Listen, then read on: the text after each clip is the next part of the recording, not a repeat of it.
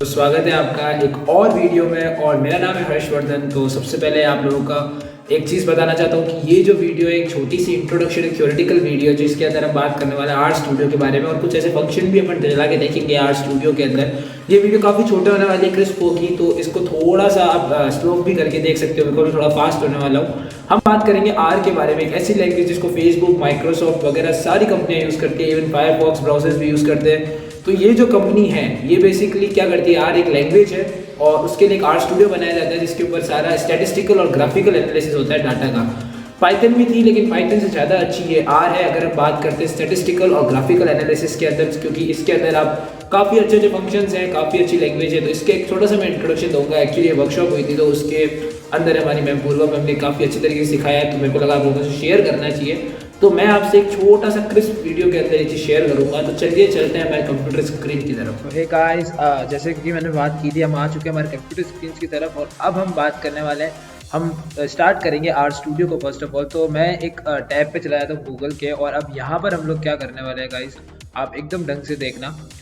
यहाँ पर हम लोग इसके अंदर लिखने वाले हैं art studio first of all, because हमें ये देखना पड़ेगा कि जो आर्ट स्टूडियो है, ठीक है, वो हमें इंस्टॉल करना पड़ेगा। तो यहाँ से आप इस लिंक पे जा सकते हो या नीचे जब मैं इसमें वीडियो में लिख दूंगा वहाँ आप जाके इस आर्ट स्टूडियो को डाउनलोड कर सकते हो। और इस तरीके से आप डाउनलोड करोगे जैसे मैं आपको बता रहा हूँ। ये इस पर क्लिक करते हैं, आपका डाउनलोड स्टार्ट हो जाएगा। जैसे ये मेरा स्टार्ट हो जाता है जब मैं इस पर क्लिक करता हूँ, तो ऐसे आपको डाउनलोड स्टार्ट करना है। इसके बाद सेकंड चीज़ जो इंस्टॉल करनी है वो है आर फॉर विंडोज़। तो आर फॉर विंडोज़ इस तरीके से आपका इंस्टॉल हो जाएगा। इसके ऊपर जैसे आप क्लिक करोगे आप अंदर जाओगे, यहाँ पर इसके ऊपर क्लिक करते हैं आपका आर फॉर विंडोज़ स्टार्ट हो जाएगा और यहाँ से आप डाउनलोड कर सकते हो। मेरे पास ऑलरेडी डाउनलोडेड है, जो डाउनलोड करके आप इंस्टॉल कर लेना। बहुत आसान प्रोसीजर है, नॉर्मल इंस्टॉलेशन है, वो आप कर लेना। और उसके बाद अब हम आते हैं हमारे नेक्स्ट पार्ट के ऊपर वीडियो का, जिसके अंदर अब हम एक्चुअली के अंदर उसके कोड्स वगैरह को देखने वाले हैं, उसके अंदर फीचर्स को एक्सप्लोर करने वाले हैं एक वन शॉट में। Within 15 minutes to 16 minutes में हम पूरे आर को ट्राई करेंगे कि हम थोड़ा बहुत समराइज कर सकें। बिकॉज अगर आपको आर में इन चीज़ों में से आपको कोई भी टॉपिक में दिक्कत आती है, ठीक है, जो अगर मैं आपको 15 मिनट में समझाऊंगा, इसमें आपको कोई भी दिक्कत आती है तो आप क्या कर सकते हो, नीचे कमेंट है उसमें लिखिए, आपको मैं वीडियो इसके ऊपर दे दूंगा। तो आप टेंशन बिल्कुल मत लीजिए, हम चलते हैं और आगे जाके इसको देखते हैं। तो अब जैसे कि मैंने बताया सेकंड पार्ट पे हम आ चुके हैं, तो अब हम बात करने वाले हैं। सबसे पहले आपको एक टर्म यहाँ पर सर्च करनी होगी, उससे पहले क्योंकि हम वहाँ पर ही आपको सारा मटेरियल मिलेगा, आपको सर्च करना है bit.ly/assassin R। जैसे ही आप ये लिखोगे आप लोग रीडायरेक्ट हो जाओगे मेरे पेज के ऊपर, उस पेज के ऊपर जहाँ मैंने आर की सारी फाइल्स दी हुई है, A to Z आर का जितना भी अब हम डिस्कशन करने वाले हैं सारा मटेरियल यहाँ अपलोडेड है। आप यहाँ जा सकते हो, इस मटेरियल को रेफर कर सकते हो और अपने कमेंट्स भी डाल सकते हो। तो हम क्या करेंगे, यहाँ पर हम डे 1 की आर वर्कशॉप के अंदर जाएंगे और देखेंगे और एक्सप्लोर करने की कोशिश करेंगे कि हमने क्या क्या सीखा था उस समय। तो डे 1 की वर्कशॉप के अंदर हमने बेसिक आर के कमांड्स दिखे थे। जैसे कोई भी आप बेसिक कंसोल के अंदर जो आप कमांड्स रन करते हो, नॉर्मल ऑपरेशंस जो आप करते हो और वेक्टर्स जो बनाते हो, वो हमने सीखा। वेक्टर्स कैसे बनते हैं, आगे सी लिखना है और ब्रैकेट के अंदर आपको कुछ एलिमेंट्स डालने हैं, तो ऐसे वेक्टर्स बनते हैं, ठीक है। तो ये हमने डे 1 के अंदर सीखा। फिर हमने कुछ पावर नाम का एक फंक्शन यूज़ किया, उसको यूज़ करके देखा। तो आप ये देख सकते हो कि यहाँ पर इसने मेरे को एरर दिया, इसने बोला कि यार ये क्या लिख दिया भाई। तो फिर मैंने क्या किया कि इसको सही तरीके से यूज़ किया, बिकॉज यहाँ मैं ट्राई कर रहा था थोड़ा पाइथन लगाने की, लेकिन पाइथन यहाँ लगी नहीं मेरी। तो मैंने क्या किया, एक इस ऑपरेटर का यूज़ करके पावर निकाला सब जितने भी वेक्टर्स है उसका, और ऐसे आप क्यूब रूट भी निकाल सकते हो, सब कुछ निकाल सकते हो। फिर हमने वेक्टर के ऊपर कुछ ऑपरेशन किए, हमने एक्स और वाई दो ऐसे वेक्टर्स बनाए और उसके ऊपर प्लस माइनस सब्ट्रैक्शन सारे ऑपरेशंस किए। इवन मल्टीप्लिकेशन भी हमने वेक्टर्स के साथ किए। तो ये सारे काम थे वो हमने वेक्टर्स के साथ किए हैं। यहाँ पर आप देख सकते हो कि आप लिखा हुआ है कि प्लस एक्स, तो हमने ये जैसे मैंने आपको बताया ही था कि हमने नए वेक्टर के अंदर भी एक्स और वाई दोनों वेक्टर्स को जोड़ के देखा। तो ये कुछ ऑपरेशन है जो हमने परफॉर्म किए। इसके बाद हमने क्या किया, थोड़े और आर के फंक्शंस को देखा, वेक्टर फंक्शंस को थोड़ा और देखा, हमने मिनिमम मैक्सिमम वैल्यूज निकाली, जैसे आप स्क्रीन पे साफ देख सकते हो। हमने एक्स और वाई दो वेक्टर्स अगेन वही बनाया और उसके अंदर से मैक्सिमम निकालने के लिए हमने मैक्स फंक्शन का यूज़ किया, मिनिमम निकालने के लिए हमने मिन फंक्शन का यूज़ किया और उसके अंदर ये वैल्यूज डाली और इसके ऊपर भी हमने प्लस माइनस एडिशन सब्ट्रैक्शन से ये चीज़ें लगाई। अब यहाँ पर देखो, मैंने इसके अंदर एक चीज़ हुई थी, जब मैंने यहाँ पर इसको माइनस किया 1, 2, 4, 5 में से जब मैंने वेक्टर 1, 2 को माइनस किया तो मेरा रिजल्ट काफ़ी ज़्यादा अजीब सा आया, ठीक है। अब इसके पीछे का रीज़न मे बी ये हो गया था, जो मेरे को लग रहा है वो ये है कि इसने क्या किया, 1, 2 पहले इन दोनों में से सब्ट्रैक्ट किया, फिर 1, 2 इन दोनों में से सब्ट्रैक्ट किया। इसकी वजह से क्या हुआ कि यहाँ पर रिजल्ट आपको इस तरीके से देखने को मिला। फिर हमने एब्सोल्यूट वैल्यू निकाली, उस वेक्टर में से एक्स के अंदर से जो हमने एब्सोल्यूट वैल्यू कैलकुलेट करी तो ये सारी इसकी एब्सोल्यूट वैल्यू पहले से ही थी, बिकॉज यहाँ कोई डेसिमल वगैरह में था नहीं, तो कुछ ऐसे एब्सोल्यूट वैल्यू की वापस वो वही वेक्टर आ गया।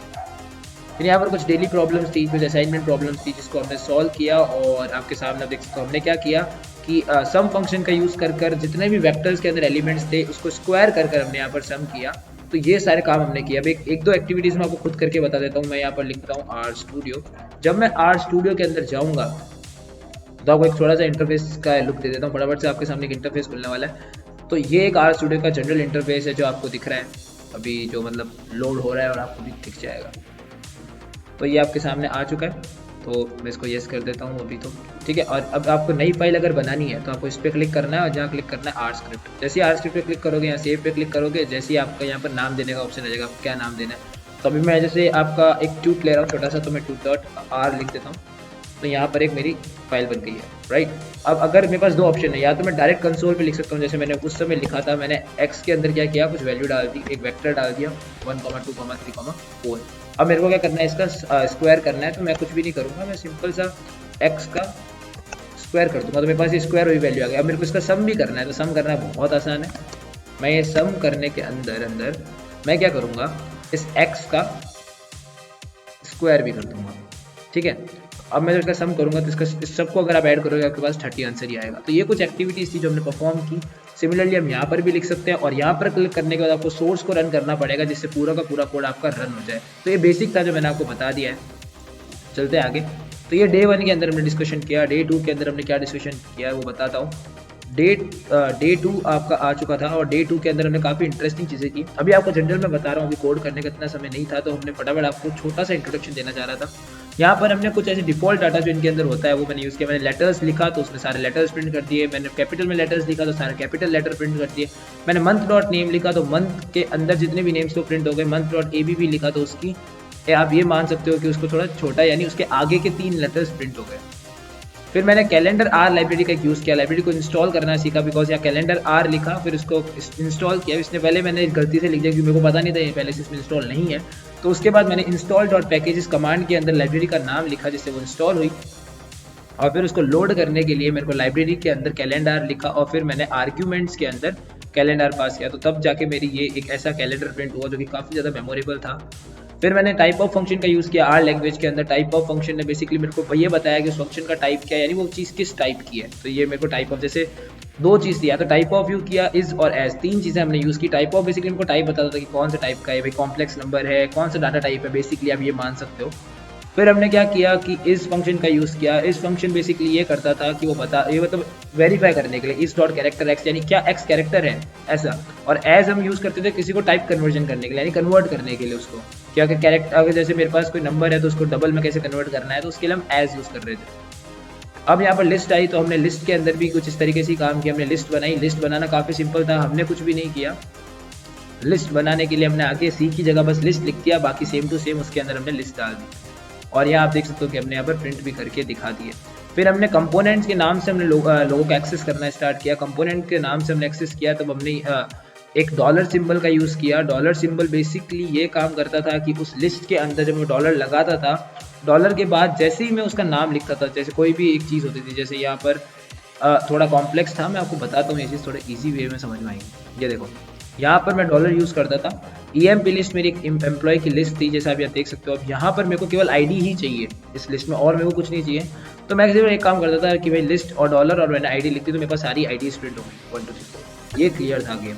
फिर मैंने नेम से उसको एक्सेस करने की कोशिश की, जो मैं आपको बता ही चुका हूँ। अब मेरे यहाँ पर इंडेक्स से उसको एक्सेस करना था, तो इंडेक्स से एक्सेस करने के लिए मैंने डायरेक्ट एक तो ID को यूज़ किया, और या मैंने क्या किया, मैंने लिखा कि उस लिस्ट के अंदर जो पहला एलिमेंट है वही प्रिंट कर दो, वो इंडेक्स हो गया, राइट। आप देखो ऐसे, जैसे अगर ये आपने एक ब्रैकेट में एक और ब्रैकेट लगा के 1 लिखा है, यानी उस लिस्ट में आपको पहला एलिमेंट ही प्रिंट करना है सिर्फ। फिर अगर आपको सेकंड करना है तो एक ब्रैकेट के अंदर दूसरा ब्रैकेट लगा के अंदर 2 लिखना पड़ेगा, जैसे ये फॉर्म है।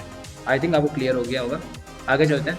आर लैंग्वेज का इंडेक्स हमेशा 1 से स्टार्ट होता है, कभी 0 से नहीं होता है, ध्यान रखना। अगर नई एलिमेंट तुम्हें लिस्ट में डालना है तो आपको कुछ भी नहीं करना, वो इंडेक्स यहाँ पर लिखना है और वो एलिमेंट का नाम लिखना है, तो वो नया एलिमेंट इंडेक्स में आ जाएगा, as you can see on your screen. बात करते हैं मैट्रिक्स की, तो मैट्रिक्स काम आता था कि 2D एरे अगर तुम्हें बनाना है, बिकॉज एरे जो होते हैं वो बहुत यूजफुल होते हैं और अगर आपको 2D एरे बनाना है तो 2D एरे बेस्ट मैट्रिक्स से ही बनता है। तो इसके अंदर मैट्रिक्स नाम का भी फंक्शन था जिसको हमने यूज़ किया। मैट्रिक्स के अंदर बेसिकली 4 चीज़ें थी।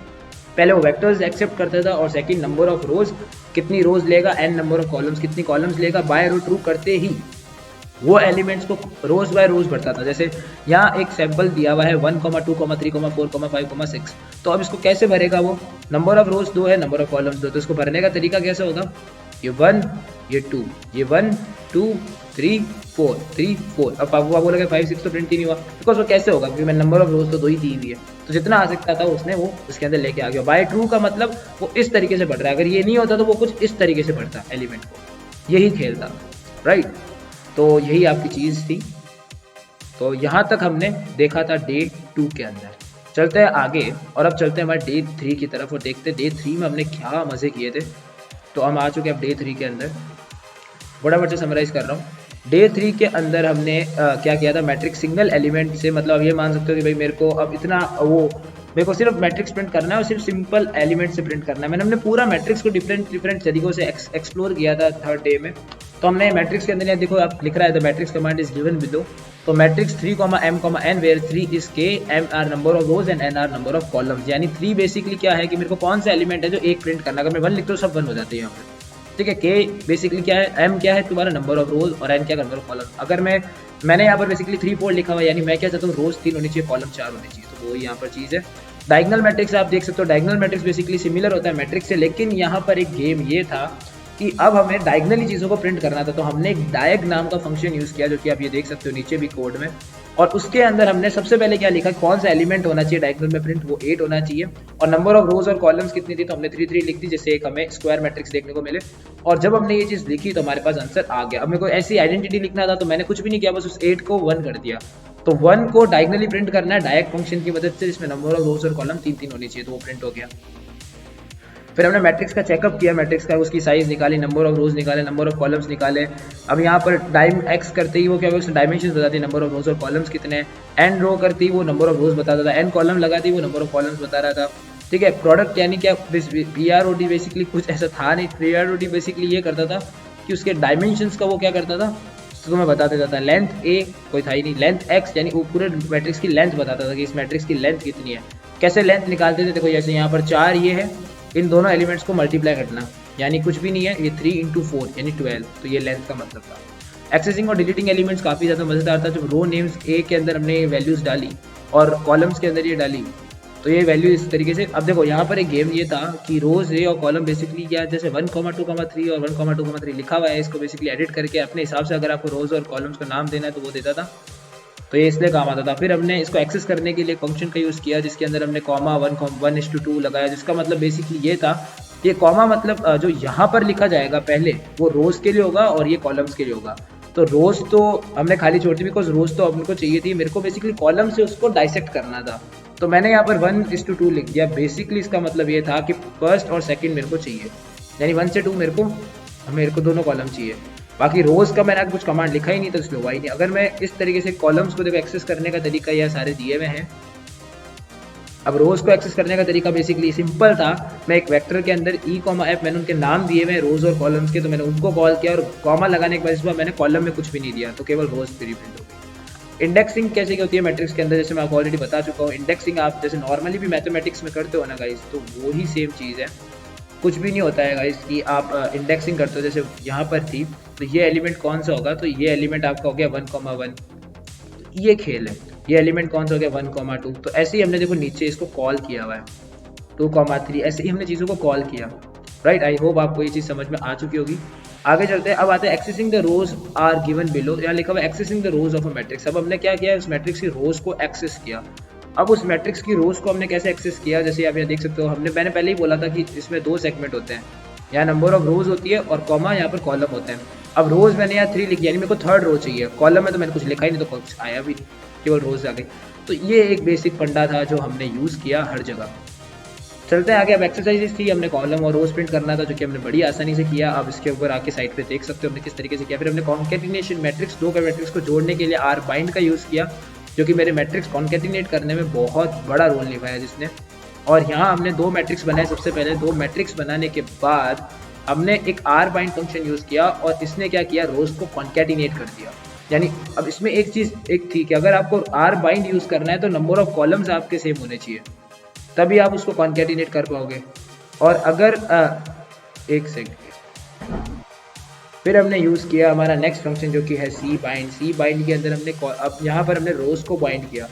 तो इसको कॉन्केटिनेट हमने कैसे किया रोज़ को, वो काफ़ी ज़्यादा तगड़े चीज़ थी। इसके अंदर हमने ये देखा कि नंबर ऑफ रोज़ दोनों में सेम होनी चाहिए, तभी आप कॉलम्स को कॉन्केटिनेट कर पाओगे।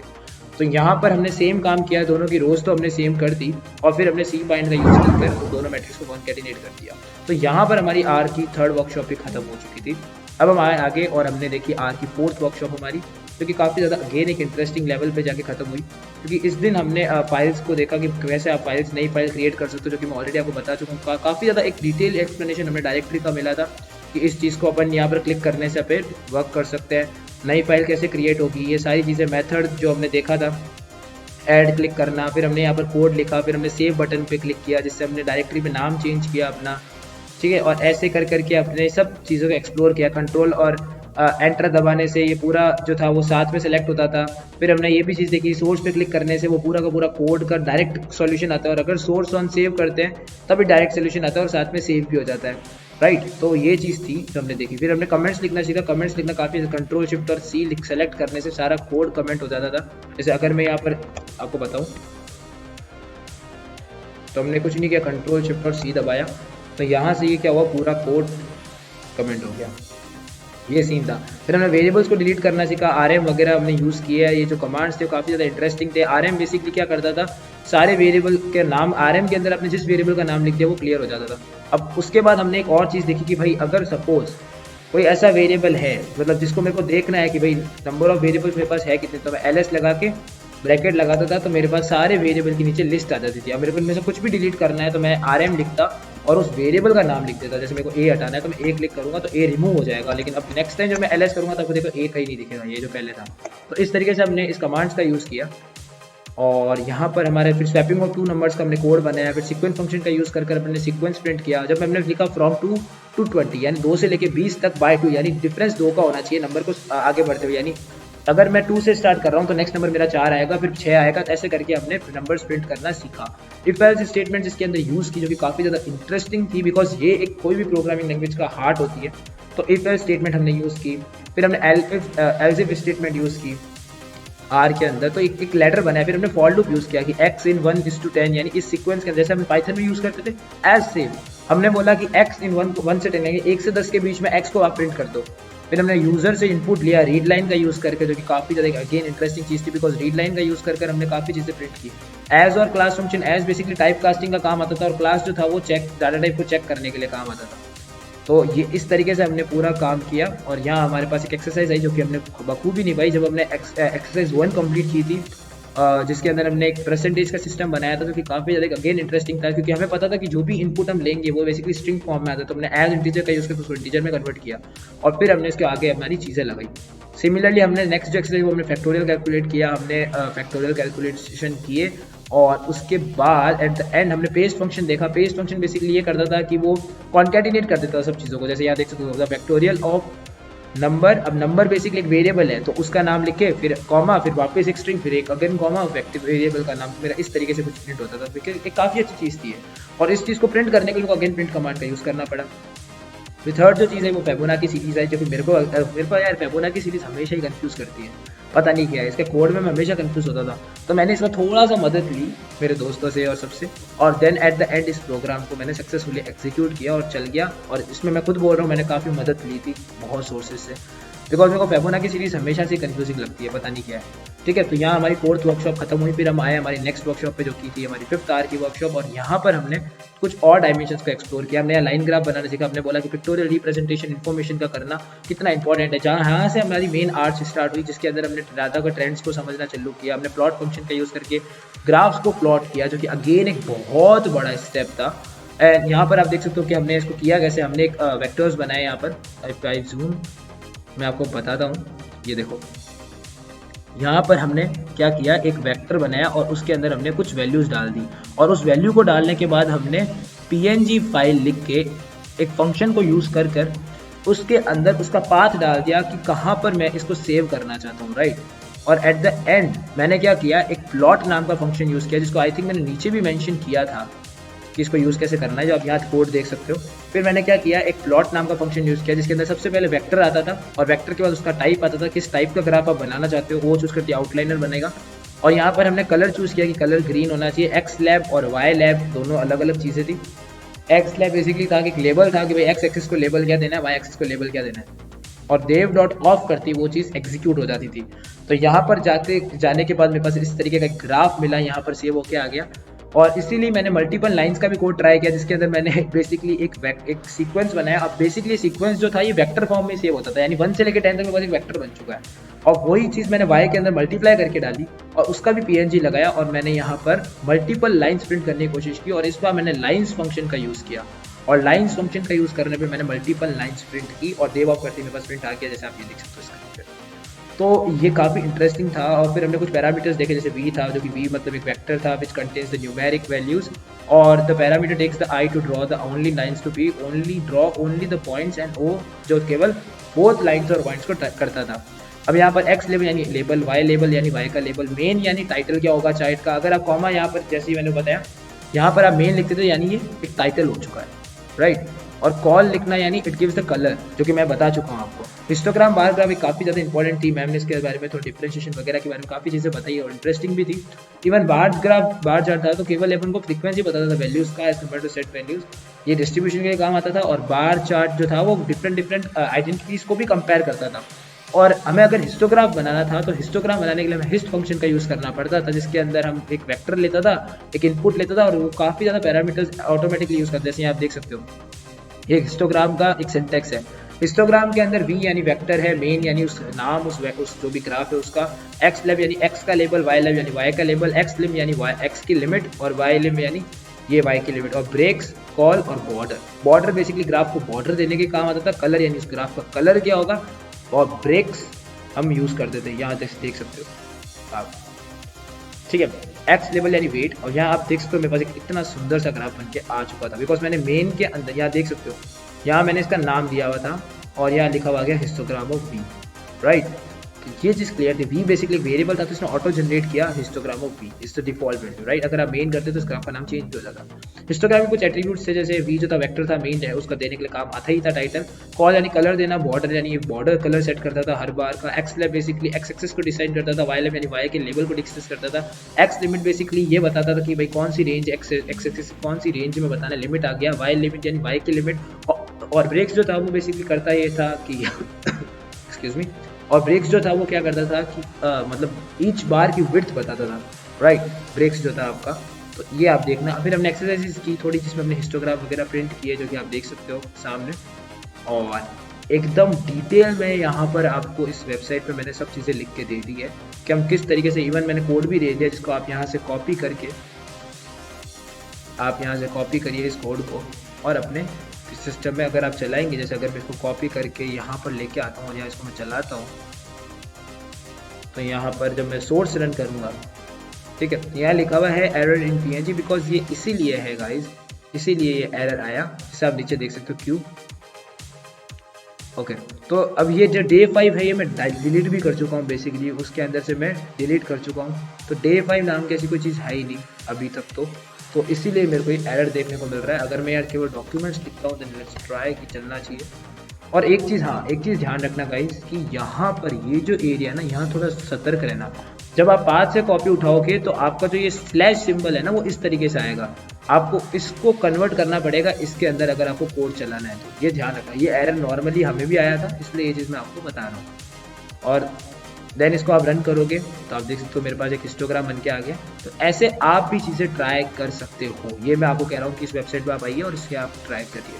इसके बाद हमारा नेक्स्ट जो वर्कशॉप आई थी, जो कि थी 6th डे की वर्कशॉप हमारी, और इस दिन हमने काफ़ी एक और इम्पॉर्टेंट चीज़ के बारे में देखा था, जो कि था कि भाई डाटा फाइल्स को हमने लाइव फाइल्स डाउनलोड की थी। और लाइव फाइल्स के लिए मैं आपको रेकमेंड करता हूँ एक चीज़, जो कि है कैगल। और आप कैगल से, इस लिंक से हमने ये डाटा यूज़ किया था। और कैगल बेसिकली आपको डाटा दे देता है, ये सारा CSV फाइल हमें दे देता है कैगल, जिससे हम इसके ऊपर ऑपरेट करके प्रैक्टिस भी कर सकते हैं। तो यहाँ पर बेसिकली मैम ने एक्सरसाइज दी, तो हमने उस एक्सरसाइज को यूज़ किया था और मैम ने काफ़ी अच्छी चीज़ बताई थी इसके अंदर और काफ़ी इस तरीके से समझाया भी था। तो यहाँ हमने मीन फंक्शन का यूज़ करके मीन भी निकाला था स्पेक्टर का, फिर हमने मॉड भी निकालने की कोशिश की और हमने एक फंक्शन बनाया और इससे हमने मॉड भी निकाला।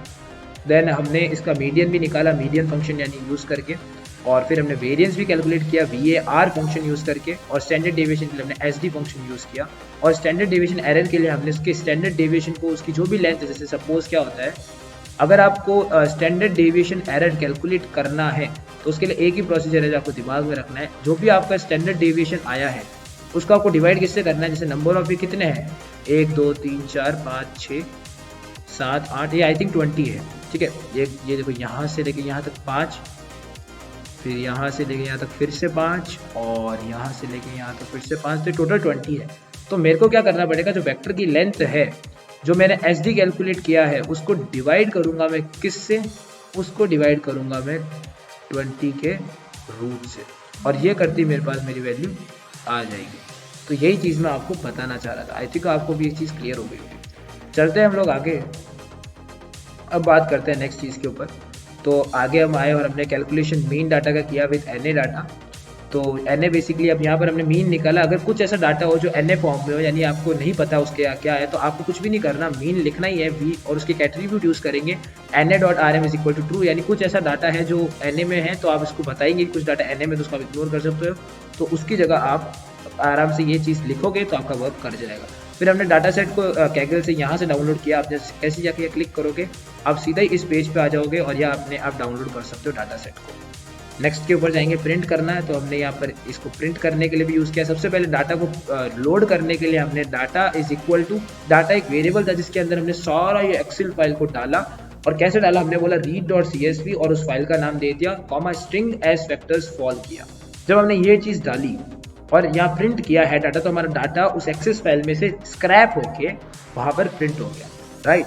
तो फिर हमने यहाँ पर मीडियन वगैरह उस डाटा के ऊपर लगाया और यहाँ पर हमने अगेन एक $साइन का यूज़ किया, अगेन उस डाटा को रिट्राइव करने के लिए, ओनली फॉर ओनली, राइट। तो यहाँ देखते हो मैंने लिखा है मीन इज इक्वल टू, जैसे अगर आप थोड़ा सा इसको जूम करो या नीचे मैं आपको बताता हूँ, यहाँ मैंने कोड लिखा हुआ है ऑलरेडी, ये देखो यहाँ मैंने क्या लिखा हुआ है, डाटा $साइन माइल्स। इसका मतलब क्या है, इसका मतलब बहुत सिंपल है गाइस। इसका मतलब ये है कि डाटा जो मैंने ऊपर वेरिएबल बनाया था, अगर आपको याद हो तो डाटा नाम का मैंने ऊपर एक वेरिएबल बनाया था यहाँ पर ये। अब मैं क्या चाहता हूँ कि इस डाटा के अंदर जो एक्सेल फाइल है उसका जो माइल्स नाम का कॉलम है उसका मीन निकल जाए। तो मैंने मीन में ये माइल्स डाला, इस कॉलम के अंदर जितना भी डाटा था वो सारा मेरे पास आ गया। तो यही मैंने सिंपल एप्लीकेशन परफॉर्म की। आई होप आपको ये चीज़ समझ में आ गई होगी। सिमिलरली मैंने स्टैंडर्ड डेविएशन निकाला माइल्स का ही, और मैंने इसका भी स्टैंडर्ड डेविएशन एरर कैलकुलेट किया जो कि नॉर्मल था। फिर हमने कुछ और फंक्शंस देखे जिसके अंदर हमने देखा कि उसका रेंज भी निकाला जा सकता, तो हमने रेंज फंक्शन यूज़ किया, ठीक है। फिर हमने मैक्सिमम भी निकाला, उसका मैक्सिमम फंक्शन यूज़ किया। सबसेट बेसिकली क्या होता है कि यहाँ हमने एक कमांड लिखा सबसेट के लिए। और अगर आपको आर में कोई भी दिक्कत आए, इसके बाद अगर आपको आर में कुछ भी दिक्कत आती है तो आप लिखना आर फॉर डमीज PDF। जब आप ये चीज़ लिखोगे तो आपके सामने एक PDF खुल के आ जाएगी ये, और ये जो पहला लिंक है इसके ऊपर आप जाओगे तो आपको एक आर की पूरी बुक मिल जाएगी। यहाँ से आप आर की पूरी बुक को रेफर कर सकते हो। और उसके बाद एक और जो चीज़ मेरे बात को बताता हूँ वो ये है कि आप यहाँ लिखना आर, और बिकॉज गीक्स ऑफ गीक्स के यहाँ पर आप आर काफ़ी अच्छी तरीके से समझ सकते हो। यहाँ मैंने हर चीज़ को मैंने देखा, यहाँ पे कोई प्रॉब्लम आई तो मैंने इसको भी रेफर किया था, काफ़ी अच्छी तरीके से इन्होंने एक्सप्लेन भी किया हुआ है आर को। तो आप इस आर को ज़रूर देखना। बात करें नेक्स्ट चीज़ के ऊपर जो आपको मैं बताना चाहूँगा वो था डाटा कैंप के बारे में। डाटा कैंप के ऊपर अगर आप आर की प्रैक्टिस करी आपने, जैसे सपोज किसी के पास अगर नहीं है लैपटॉप वगैरह जिसके अंदर वो इंस्टॉल कर सके, तो आप यहाँ पर ऑनलाइन आर में प्रैक्टिस कर सकते हो। क्योंकि मैंने खुद ने इस पर ऑनलाइन प्रैक्टिस की थी और यहाँ का जो सॉफ्टवेयर था काफ़ी अच्छा चल रहा था, ठीक है। यहाँ मैंने ऑनलाइन आर के कोड रन किए थे, इवन ग्राफ भी प्लॉट किए थे, तो इसलिए मैं आपको एक टूल बता रहा था, आप यूज़ कर सकते हो। मैं इसके कोर्सेज वगैरह को नहीं कर रहा, कोई स्पॉन्सर्ड वीडियो नहीं है, लेकिन मैं आपको जस्ट एक चीज़ बता रहा हूँ। बात करते हैं आगे। जब यहाँ पर हमने आए तो हमने एक नया फंक्शन देखा जो कि था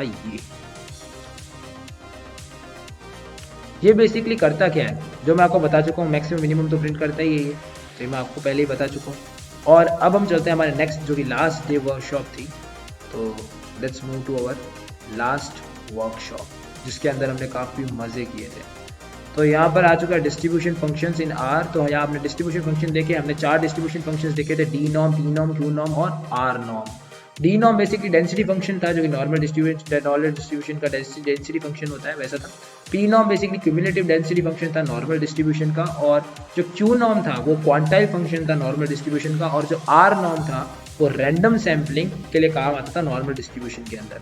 अब यार देख सकते हो डी नॉर्म के अंदर भी कुछ एट्रीब्यूट्स है। इस टेबल को आप एकदम ढंग से देखना, मैम ने काफ़ी सही चीज़ें हमें दी, बिकॉज इसके अंदर हमें सब एट्रीब्यूट्स जो बेसिक यूज़ होते हैं सब लिखे हुए थे, तो हमने चीज़ यूज़ करना सीख लिया। बात करें अगर नेक्स्ट चीज़ के ऊपर, तो आप देख सकते हो कि it is use to find the height of the probability distribution, ये हाइट के लिए काम आता है। और उसके बाद जो नेक्स्ट पी नॉर्म है, ये बेसिकली काम ये आता है कि आप प्रोबेबिलिटी के जो है डिस्ट्रीब्यूटेड रैंडम नंबर्स निकालने के लिए काम आता है जो कि गिवन नंबर से कम होते हैं, राइट। तो ऐसे करके कुछ बेसिक ये सारे फंक्शंस हैं जो आप देख सकते हो और इसको रेफर कर सकते हो। बात करें डी नॉर्म की, तो मैंने यहाँ पर डी नॉर्म से ऐसा मेरा कुछ ग्राफ बना जो कि आप अपनी स्क्रीन पे भी देख सकते हो। और सेम टू सेम अगर मैं बात करूँ पी नॉर्म की, तो पी नॉर्म में भी यही सेम चीज़ है। पी नॉर्म के अंदर मैंने सेम ऐसे ही फंक्शन यूज़ किया, और यहाँ मैंने लोअर टेल टी करके लॉग डॉट पी को थोड़ा टेल टी डाला, ट्रू यानी टी मतलब ट्रू। तो जब मैंने ये चीज़ की और इसका ग्राफ मेरा कुछ इस तरीके से आया, राइट। और सिमिलरली एस डी यानी स्टैंडर्ड डेविएशन, बिकॉज इसको स्टैंडर्ड डेविएशन की जरूरत पड़ेगी, ये चीज़ आप ध्यान रखना। बात करें अगर नेक्स्ट चीज़ के ऊपर जो कि है क्यू नॉर्म, तो क्यू नॉर्म के अंदर मेरे को स्टैंडर्ड डेविएशन की अगेन जरूरत पड़ी और मीन की भी जरूरत पड़ी, ठीक है। तो मीन और स्टैंडर्ड डेविएशन को आपको हर चीज़ में चाहिएगा। अगर आपको डी नॉर्म कैलकुलेट करना है, पी नॉर्म कैलकुलेट कर रहा है, तो आपको ये दोनों चीज़ें चाहिएगी। इवन अगर मैं बात करूँ क्यू नॉर्म की, तो क्यू नॉर्म में भी आपको ये चीज़ ज़रूरत पड़ेगी। क्यू नॉर्म का कुछ इस तरीके से आया ग्राफ मेरा, क्योंकि क्वांटाइल नॉर्म जो हमने देखा था क्वांटाइल नॉर्मल डिस्ट्रीब्यूशन का वो, फिर आर नॉर्म हमने देखा, और आर नॉर्म में भी हमारा कुछ इस तरीके से ग्राफ आया, और एट द एंड यहाँ पर हमारा सेशन खत्म हो गया। सो काफ़ी ज़्यादा हमने मज़े किए, हमने मतलब एक एक चीज़ को एक्सप्लोर किया, एक एक चीज़ को समझने की कोशिश की। तो यहाँ पर ही मैं ये चीज़ एंड करना चाहूँगा, और ये ज़रूर कहूँगा कि अगर ये आर की वर्कशॉप आपको अच्छी लगी, जो मैंने आपको भी फटाफट से कुछ बताया, तो thank you so much. All credits goes to my ma'am, जिन्होंने हमें टाइम देके चीज़ पढ़ाई और समझाई। And her name is Purva ma'am, and he is currently working in the JIT। सो ये चीज़ मैं आपको बता रहा था, तो आई थिंक आप क्लियर हो चुकी होगी आज की ये जो चीज़ हमने जो रिकैप किया। यहाँ पर एक चीज़ मैं आपको बताना चाह रहा था, तो यहाँ पर एक चीज़ मेरी अभी मैं आपको बताना चाह रहा था, बट वो मिस हो गई, आपको बता नहीं पाया मैं। वो ये था खेल कि हाँ, यहाँ देखो मैंने एक हेड और टेल फंक्शन यूज़ किया था, जिसको मैंने लिखना भूल गया था, बिकॉज मेरे को उस समय कुछ काम याद आ रहा था या मेरे से मिस हो गया था, तो मैंने लिखा नहीं था। हेड फंक्शन, ये हेड और टेल फंक्शन क्या करता है, हेड बेसिकली अगर आप हेड के अंदर डाटा लिखते हो, तो वो जो एक्सेल फाइल है उसके पहले के 5 जो भी हैं वो प्रिंट हो जाएंगे, और अगर आप टेल डॉट टेल के अंदर डाटा लिखते हो तो लास्ट के 5 प्रिंट हो जाएंगे, जिसका डाटा कम होगा। और अगर आपको पहले के 10 चाहिए तो हेड डाटा कॉमा 10 इतना लिखते ही पहले के 10 प्रिंट हो जाएंगे। यहाँ मतलब आप देख सकते हो सारे, अगर आप 20 प्रिंट करना है तो 20 लिख दो, टेल में नीचे से प्रिंट करना है तो नीचे से लिख सकते हो। तो ये मैं आपको बताना चाह रहा था कि एक चीज़ थी जो मेरे से मिस हो गई, अभी बताना भूल गया। तो thank you so much for watching, and please like share and subscribe. और अगर कोई भी डाउट आता है ना आपको, तो आप नीचे जाके कमेंट में ज़रूर लिखना, अपने मन में मत रखना, बिकॉज मन में डाउट रखने से आप खुद कन्फ्यूज तो हो गई, दूसरे भी ज़्यादा हो जाएंगे। तो इस चीज़ के लिए आप thank you so much, thank you ma'am, thank you everyone for supporting us. तो ये वेबसाइट है, और इस वेबसाइट का मैं नाम बता देता हूँ। अगर आपको एक्सेस करना है इसको, तो आपको लिखना पड़ेगा bit.ly assassin R। जैसे ही आप ये लिखोगे, आप वेबसाइट एक्सेस कर लोगे, और आप आर की इस डॉक्यूमेंटेशन को मज़े से पढ़ सकते हो और मज़े ले सकते हो इसके। Thank you so much guys for watching, bye bye.